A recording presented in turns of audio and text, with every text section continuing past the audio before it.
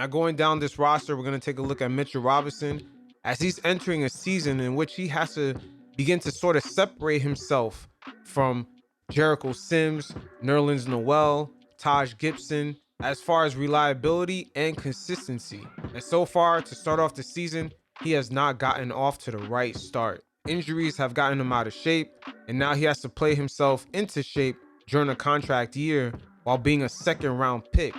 Let's keep in mind, as a second round pick, you have to prove your worth. Remember Alonzo Trier? Even though he was a fan favorite and he gave us a lot of great moments and a lot of oohs and ahs with his crossovers, he still has yet to join another NBA team.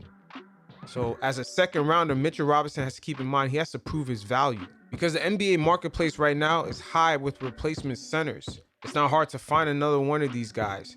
And this is where Mitch is going to have to start separating himself, because the marketplace at the same time has very few elite centers. Look how DeAndre Ayton is still trying to prove his worth to get that max contract. So you see, Mitchell Robinson is going to have to start to show his worth, especially if he's trying to get that money.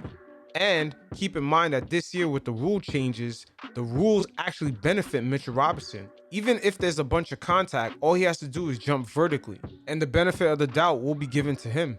So with the rule changes, Mitchell Robinson is getting some assistance. So even though there's a bit applied pressure coming from the Knicks front office by having Nerlens Noel there, drafting Jericho Sims, having Taj Gibson there, so these new rule changes will benefit Mitchell Robinson the most due to his athletic ability and him being a 7-footer.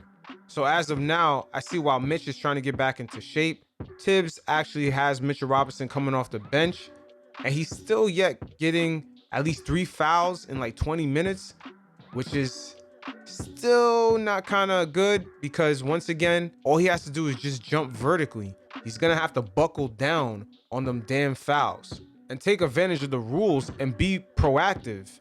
Look at Stephen Curry. He saw the rule changes, and now all of a sudden, Stephen Curry's bulked up like a Super Saiyan. It's not a coincidence that he did that. He knew that teams were going to be allowed to be more physical with him, and he has a finesse game, and he's going to have to fight through that. So he's proactive in adapting his game according to the rules. And that goes from year to year. I remember hearing about how Steve Nash used to break down his game every offseason and kind of rebuild it. And a lot of NBA players, they don't really do this. This separates, the players that are great or just stay in the league for a long time versus other guys.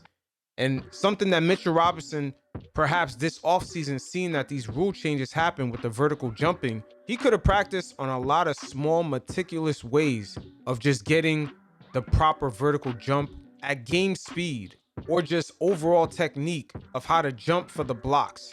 So your footing, what exactly is the positioning, how you should position your back. You normally see this type of attention to detail in events like the NFL Combine, where especially offensive linemen, defensive linemen, how they position their hands, their back, a lot of these things matter because it's all about the technique. And even the late, great Kobe Bryant talked about how he practiced where to land after a fadeaway. It's things like this that can give guys like Mitchell Robinson a major edge, especially due to the fact that he's almost like a bunny rabbit. The way he kind of hops, even when he gets back to the ground, he just instantly hops right back up. And if he changed some of his natural God-given abilities to tweak it towards like how the rules are kind of fixed up now, he could have a real sick advantage.